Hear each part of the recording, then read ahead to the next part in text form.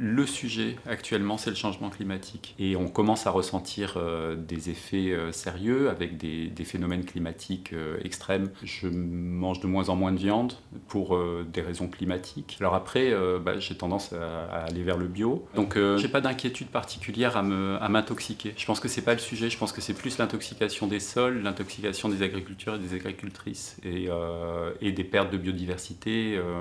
On le voit par exemple sur les pollinisateurs, les abeilles. Pour donner envie aux jeunes d'être agriculteurs, quatrième, troisième, lycée, faire intervenir des agriculteurs, créer aussi, je pense, des petites sorties sur une petite semaine, pourquoi pas se faire une petite classe découverte dans une ferme avec un agriculteur. Pour moi, c'est important parce que ça fait partie de la France et ça permet de découvrir un métier, de découvrir l'acheminement des produits qu'ils consomment, parce qu'en général, ils finissent dans les hypermarchés, mais ils ne savent pas d'où ça vient. Je pense qu'aujourd'hui, on a un manque d'informations sur l'agriculture et l'alimentation en général. Alors moi, je vais la chercher, mais est-ce que tout le monde le fait? J'en suis pas sûr. D'avoir le même niveau d'information, pour nous tous, c'est important pour savoir faire des choix et puis connaître et savoir ce qu'on a dans l'assiette. Par exemple, les trucs qu'on importe, il faut bien regarder si c'est fait de manière un minimum raisonnable.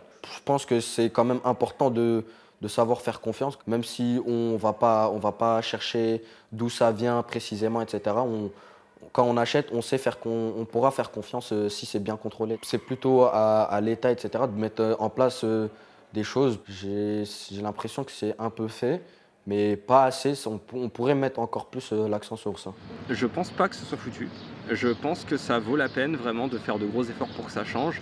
Mais à un moment donné, il va vraiment falloir que quelqu'un ait le sens du sacrifice dans cette histoire parce que sinon ça ne marchera pas. Je pense qu'on en est arrivé là parce que, pas par mauvaise foi ou par appât du gain bête et méchant, je pense qu'il y avait des objectifs qui étaient des objectifs encore une fois d'indépendance alimentaire, de prospérité économique aussi.